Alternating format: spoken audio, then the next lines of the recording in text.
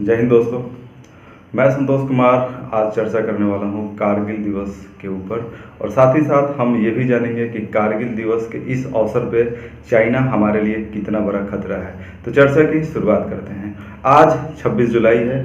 आज एक बहुत ही बड़ा ऐतिहासिक दिन है क्योंकि आज ही के दिन 21 साल पहले 1999 में हमने अपने पड़ोसी को पराजित किया था। ऑपरेशन विजय चलाया गया था। 3 महीने का यह ऑपरेशन चला था और पाकिस्तान को घुटनों पे आना पड़ा था।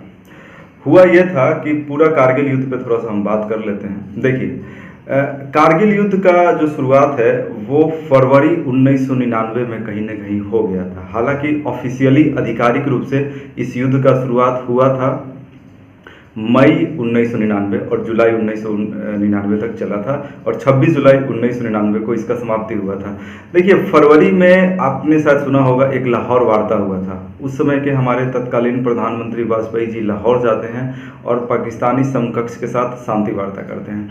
अगर थोड़ा सा उसके पहले अगर हम और जाएं तो देखिए 1998 में मई में 11 और 13 मई को परमाणु परीक्षण भारत ने किया था, पोखरान 2। उसके बाद से ही दोनों देशों के बीच संबंध काफ़ी खराब होने लगा था। 1998 में ही कहीं ना कहीं कारगिल युद्ध का एक नींव पड़ गया था। इसके अलावा और भी बहुत सारे कारण थे। 1998 कारगिल युद्ध के पहले का एक पृष्ठभूमि तैयार हो गया था जब परमाणु परीक्षण हुआ था। इसके कुछ महीनों के बाद जब हालात खराब होते जा रहे थे तो ऐसे में भारतीय प्रधानमंत्री जाते हैं पाकिस्तान और शांति वार्ता होता है। लाहौर वार्ता के नाम से वो जाना जाता है। लेकिन लाहौर वार्ता से भारतीय प्रधानमंत्री वापस आते हैं और उसी समय घुसपैठ शुरू होता है कारगिल में। अब आप मैप में कारगिल का लोकेशन को देखिए। आखिर कारगिल में ही युद्ध क्यों हुआ और पाकिस्तान का क्या मंशा था। आप मैप में देख पा रहे हैं कारगिल का लोकेशन। आप सियाचिन के लोकेशन को देखिए और लद्दाख के लोकेशन को देखिए। देखिए, कारगिल में जो टाइगर हिल या अन्य पहाड़ियाँ था उस पर कब्जा कर पाकिस्तान ये चाह रहा था कि सियाचिन से जो भारतीय मार्ग है, सियाचिन और मुख्य जो भारत का भूमि है उसको कट कर दिया जाए और कश्मीर और सियाचिन तथा कश्मीर और लद्दाख के बीच के रास्ते को भी काट दिया जाए कारगिल पर कब्जा करके। ये पाकिस्तान का सोच था और उसने घुसपैठ शुरू किया कारगिल में। भारतीय फौज को लगा कि ये छोटा मोटा घुसपैठ है, बट लगभग फरवरी मार्च 1999 तक ऐसा लगने लगा कि नहीं, ये कोई बहुत बड़ी साजिश है। और उसके बाद मई में युद्ध का शुरुआत होता है। ऑपरेशन विजय भारत शुरू करता है। पाकिस्तान ऑपरेशन बद्र शुरू किया था तो भारत उसके अगेंस्ट ऑपरेशन विजय शुरू करता है। 2 लाख हमारे जवान जाते हैं। 3 महीने का पूरा ये ऑपरेशन होता है, ऑपरेशन विजय। 550 से ज़्यादा भारतीय जवान शहीद होते हैं और फाइनली 26 जुलाई को आधिकारिक रूप से युद्ध की समाप्ति की घोषणा होती है। तो ये था 26 जुलाई 1999। 21 साल पूरा हो चुका है और पिछले 21 साल में स्थितियों में काफ़ी बदलाव आया है। 1999 की बात करें तो हमारा सबसे बड़ा जो दुश्मन था वो हमारा पड़ोसी पाकिस्तान ही था।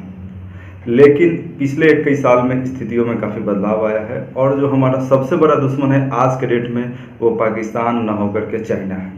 अब थोड़ा सा चाइना पे बात करना जरूरी है क्योंकि आज कारगिल दिवस है। आज वीरों को याद करने का आज एक दिन है और एज ए भारतीय आज हम लोगों को ये समझने का भी एक मौका है कि हमारे कौन दुश्मन है, कौन है जो हमारे राष्ट्रीय एकता अखंडता में के सामने सबसे बड़ा बात है। तो वो है आज के डेट में चीन। देखिए, अभी पिछले महीना गलवान घाटी में 20 भारतीय सैनिकों का 20 भारतीय सैनिक शहीद होते हैं चाइना के कार्रवाई में। और उसके पहले 2017 में डोकलाम भूटान में एक जगह है, डोकलाम में भी चाइना जो है वो काफ़ी आक्रामक रवैया दिखा रहा था। हालांकि कूटनीति और आक्रामकता दिखाते हुए भारत ने डोकलाम से चाइना को पीछे किया था।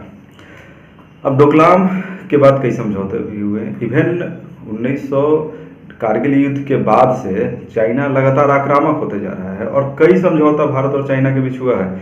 और पिछले 2-3 साल से डोकलाम को ही आप ले लीजिए या अभी गलवान वैली में जो हुआ उसको ले लीजिए, चीन काफ़ी आक्रामक है। चीन का जो विस्तारवादी नीति है वो काफ़ी आक्रामक है। वैसे में भारत के सामने क्या तरीका है, आज इस पे बात करते हैं अब आगे। देखिए, एक रिपोर्ट है, उस रिपोर्ट को पहले हम देखते हैं। उस रिपोर्ट का नाम है बुलेटिन ऑफ एटॉमिक साइंटिस्ट। ये अमेरिका का एक रिपोर्ट है। इस रिपोर्ट में बताया गया है कि भारत पानी हवा जमीन कहीं से भी परमाणु हमला कर सकता है, परमाणु हमला करने में सक्षम है चाइना पे। अब देखिए, भारत का सोच साफ है कि हमने परमाणु परीक्षण किया या हमारे पास परमाणु बम है, हम आक्रामक रुख बाद में अपनाएंगे। हम परमाणु बम इसलिए रखते हैं क्योंकि हमारे पड़ोसी के पास भी है, हमें भी अपना बचाव करना है। पंचशील के समझौते पे हम चलते हैं और अपना सह अस्तित्व बनाए रखना है, ये भारत का सोच है। इसलिए भारत के पास परमाणु बम है। भारत के पास बहुत ज़्यादा भी परमाणु बम नहीं है। आप देखते होंगे कई तरह के डाटाज में कि बहुत तरह के आंकड़े आप देखते होंगे कि पाकिस्तान से भी कम परमाणु बम है। भारत नहीं चाहता कि दक्षिण एशिया में परमाणु बम का होड़ हो, दक्षिण एशिया में एक नाभिकीय शक्ति का एक होड़ लग जाए, ऐसा भारत नहीं चाहता है। भारत सह अस्तित्व को बनाए रखना चाहता है, पड़ोसियों के साथ अपना भी अस्तित्व बनाए रखना चाहता है, इसलिए है। अब देखिए, इस रिपोर्ट पे थोड़ा सा बात करते हैं। Bulletin of atomic scientist report में कहा गया है कि भारत परमाणु संपन्न देश है और वो हर तरीके से चाइना के पूरे क्षेत्र पे हमला कर सकता है। परमाणु हमला करने का हमारा कोई सोच नहीं है, लेकिन अगर पड़ोसी हम पे हावी होता है और वो हो भी रहा है, तो ऐसे में हम भी पड़ोसी को छोड़ नहीं सकते हैं। एक पहले आपको डाटा दिखाते हैं। आप स्क्रीन पर डाटा देखिए।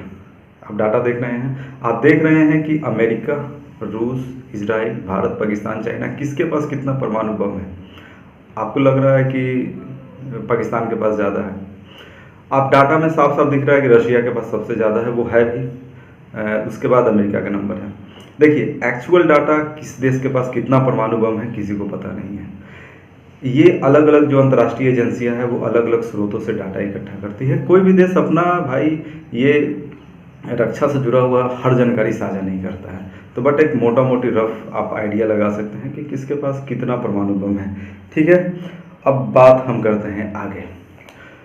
थोड़ा सा हम देखते हैं भारत अगर परमाणु हमला करता है तो कैसे कर सकता है चाइना के ऊपर। देखिए, हवा से, पानी से और ज़मीन से।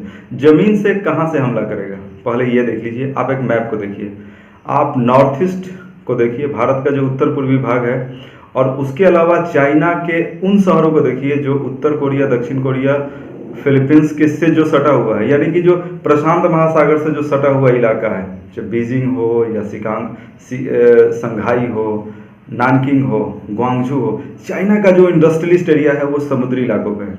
और वहाँ अगर हमला करना पड़े इन फ्यूचर तो वो नॉर्थ ईस्ट इंडिया से किया जा सकता है, क्योंकि नॉर्थ ईस्ट से उसका दूरी कम है। और हमला करने के लिए जो ज़मीन से हमला की सबसे अगर तरीका होगा तो वो होगा अग्नि 5। अग्नि 5 को अभी लगाया नहीं गया है। आप 26 जनवरी के बस परेड में देखते होंगे। अग्नि 5 को लगाया जा सकता है नॉर्थ ईस्ट में, और वहाँ से बहुत ज़बरदस्त रिजल्ट दे पाएगा अग्नि 5। हालांकि अग्नि 6 पे भी काम चल रहा है। अग्नि 6 अब उस पर DRDO काम कर रहा है, उसका रेंज 11,000 किलोमीटर से भी ज़्यादा है। अग्नि 5 को तो अगर हम जम्मू कश्मीर में फिट करते हैं तो पूरा चाइना कवर में आ सकता है। ठीक है, ये तो हुआ ज़मीन से हमले की बात। अब है पानी से।